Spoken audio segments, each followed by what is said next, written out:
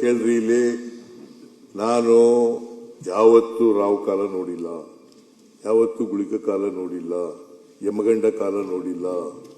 ಯಾವತ್ತು ಸೂರ್ಯಗ್ರಹಣ ಇದೆಯಲ್ಲ, ಯುಗಾದಿ ಹಬ್ಬದ ದಿನ ಯಾರಾದ್ರೂ ಮಾಂಸ ತಿಂತಾರೇನ್ರಿ? ಶಿವರಾತ್ರಿ ಹಬ್ಬದ ದಿನ ಮಾಂಸ ತಿಂತಾರೆ, ನಾನು ತಿಂತೀನಿ.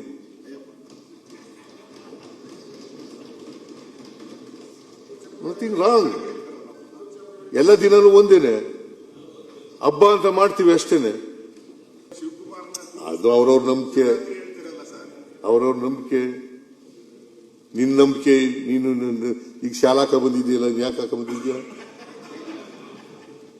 ನಿನ್ನ ನಂಬಿಕೆ ಅದು. ಯಾಕೆ ಗುರಿ ಮಾಡ್ತಾ ಇದ್ದಾರೆ? ಸ್ಪೀಕರ್ ಹಾಕೊಂಡ್ಬಂದಿದ್ದಾರೆ, ಅವ್ರಿಗೆ ಕೇಳಲ್ಲ. ಅವರು ಇವತ್ತು ಫೋಟೋ ಸೆಷನ್ಗೋಸ್ಕರ ಆಯ್ತಪ್ಪ, ಹಾಕೊಂಡ್ಬಂದಿದ್ದಾರೆ.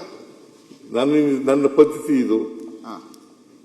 ಮೊದಲು ಖಾದಿ ಹಾಕತ್ತಿದ್ರೆ ಆಮೇಲೆ ಈಗ ಸಿಲ್ಕ್ ಬಂದಿದ್ದೀರ.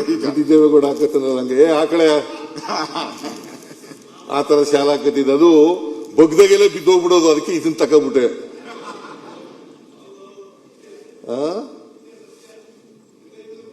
ಅಲ್ವೇನೆಯ